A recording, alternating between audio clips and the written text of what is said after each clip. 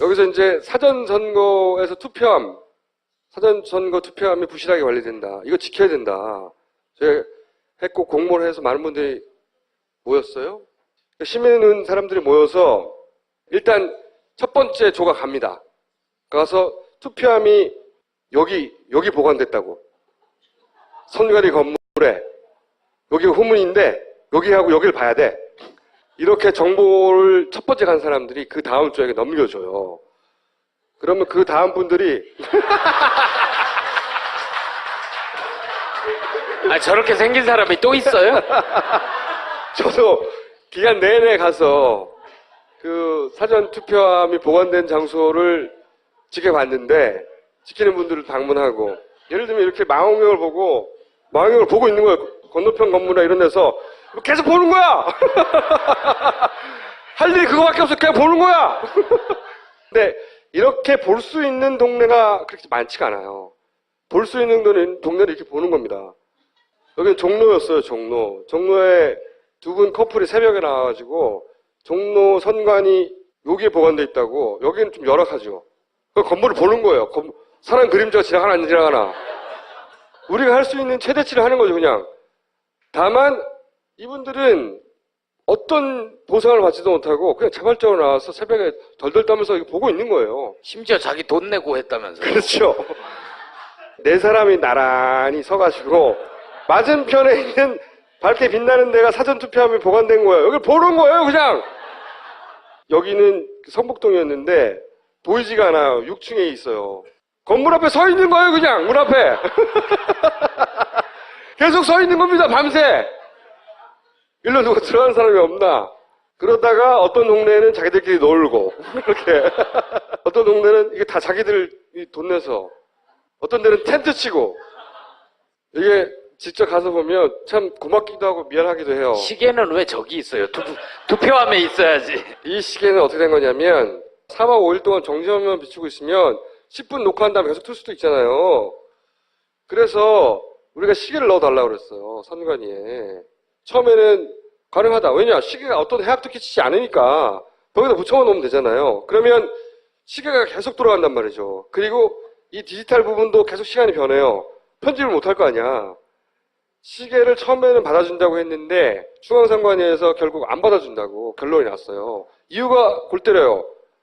건전지 화재 위험 때문에. 이게 말이 돼요?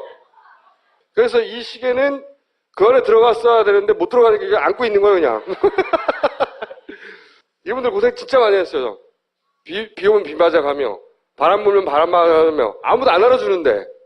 그리고 여성들의 참여가 굉장히 많았고요. 생각보다 가보면, 한 반수 정도는 여성들이었어요. 요 뒤가 선관위 입구예요. 어떤 선관위에서는 건물 안에 들어와서 복도에서 기다리게 해준 것도 있었어요. 어떤 곳은.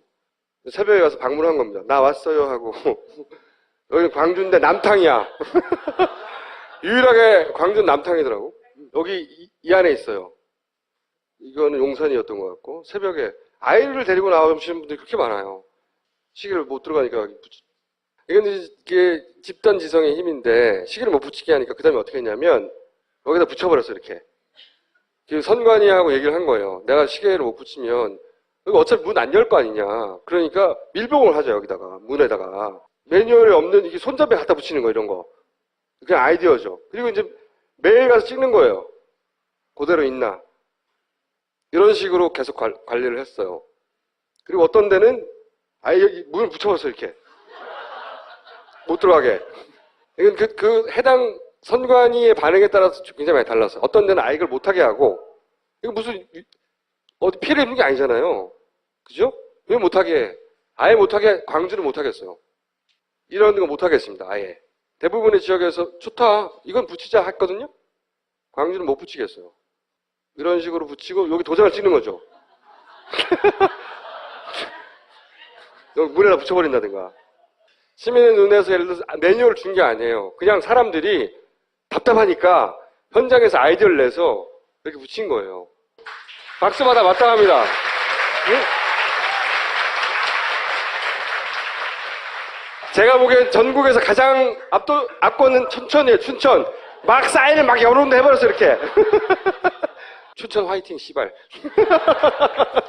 가능하면 모든 지역을 다 가보려고 했는데 뭐 광주도 가보고 그 서울 경인 지역 대부분을 갔는데 못 간 지역들이 있어요. 그분들 참여하신 모든 분들을 한번 따로 시간을 마련해서 벙커에서 저희가 맥주를 쏘는 것으로. 근데 여기에 참여하신 분들이 실제 해봤잖아요. 해봤더니 전문가가 되고 허점들을 많이 발견했어요. 예를 들어서 관외 투표가 있습니다. 사전 투표는 미리 하는 거잖아요. 그런데 자기가 사는 동네가 아닌 동네에 가서 투표할 수 있잖아요. 그럼 관외 투표한 거란 말이죠. 여기 이 동네 사는데 부산에 출장을 왔어요. 부산에서 투표를 했어요. 그럼 부산에서 부산 사람이 투표했네. 그러고 그 투표지를 봉투에 넣어가지고 이 충청도로 보내준다고. 그거를 회성봉투라고 하거든요.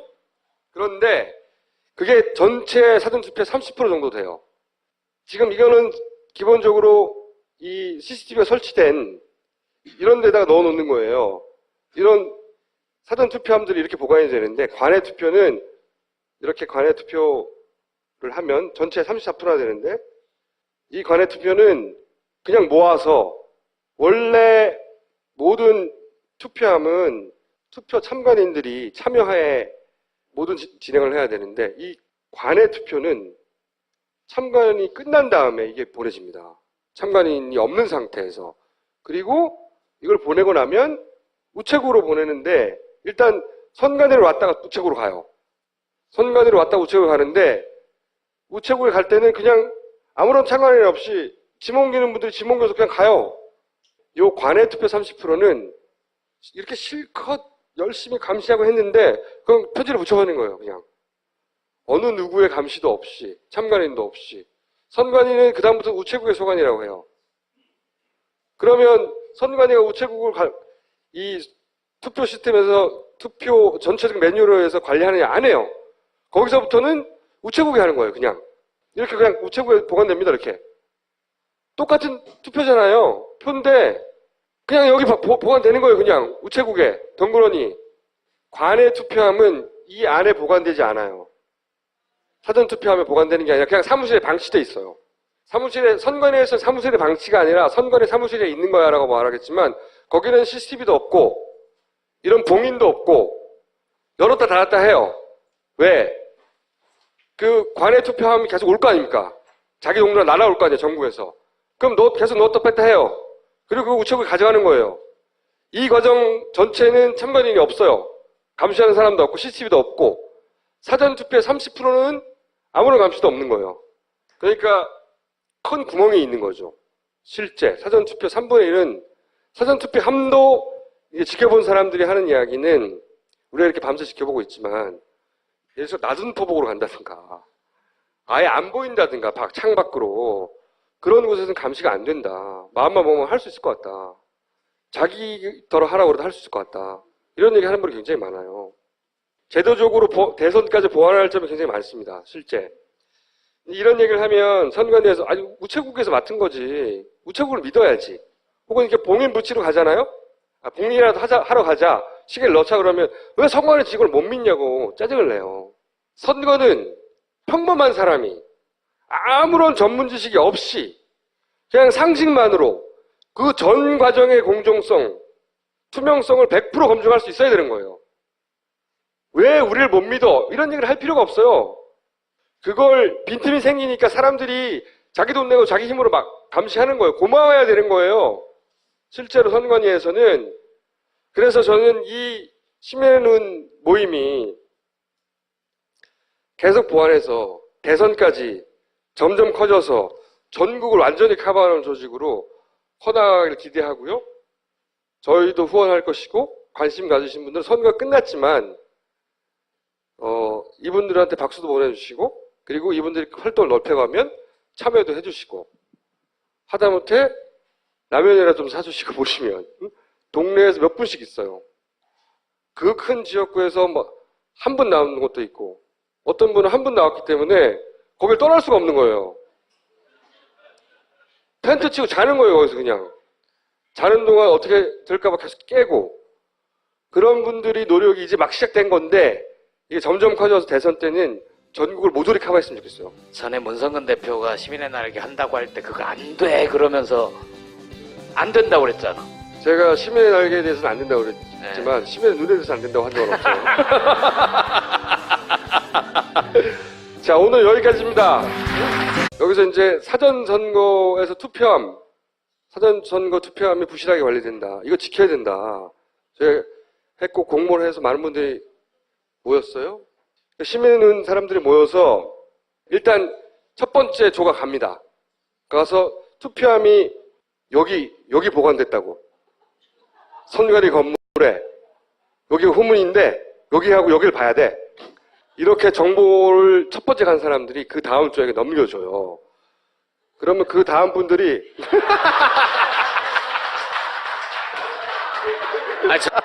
계속 서 있는 겁니다. 밤새. 일로 누가 들어가는 사람이 없나. 그러다가 어떤 동네는 자기들끼리 놀고 이렇게 어떤 동네는 이게 다 자기들 돈 내서 어떤 데는 텐트 치고 이게 직접 가서 보면 참 고맙기도 하고 미안하기도 해요. 시계는 왜 저기 있어요? 투표함에 있어야지. 이 시계는 어떻게 된 거냐면 4박 5일 동안 정지화면 비추고 있으면 10분 녹화한 다음에 계속 틀 수도 있잖아요. 그래서 우리가 시계를 넣어달라고 그랬어요. 선관위에. 처음에는 가능하다. 왜냐? 시계가 어떤 해악도 끼치지 않으니까 거기다 붙여만 놓으면 되잖아요. 그러면 시계가 계속 돌아간단 말이죠. 그리고 이 디지털 부분도 계속 시간이 변해요. 편집을 못할 거 아니야. 시계를 처음에는 받아준다고 했는데 중앙선관위에서 결국 안 받아준다고 결론이 났어요. 이유가 골 때려요. 건전지 화재 위험 때문에. 이게 말이 돼요? 그래서 이 시계는 그 안에 들어갔어야 되는데 못 들어가니까 이게 안고 있는 거예요, 그냥. 이분들 고생 진짜 많이 했어요. 비 오면 비 맞아가며, 바람 불면 바람 맞아가며, 아무도 안 알아주는데. 그리고 여성. 저렇게 생긴 사람이 또 있어요? 저도 기간 내내 가서 그 사전 투표함이 보관된 장소를 지켜봤는데, 지키는 분들을 방문하고, 예를 들면 이렇게 망원경을 보고 있는 거예요. 건너편 건물이나 이런 데서. 계속 보는 거야! 할 일이 그거밖에 없어. 그냥 보는 거야! 근데 이렇게 볼 수 있는 동네가 그렇게 많지가 않아요. 볼 수 있는 동네를 이렇게 보는 겁니다. 여기는 종로였어요, 종로. 종로에 두 분 커플이 새벽에 나와가지고 종로 선관위 여기에 보관돼 있다고. 여기는 좀 열악하죠. 그 건물을 보는 거예요. 사람 그림자가 지나가나 안 지나가나. 우리가 할 수 있는 최대치를 하는 거죠, 그냥.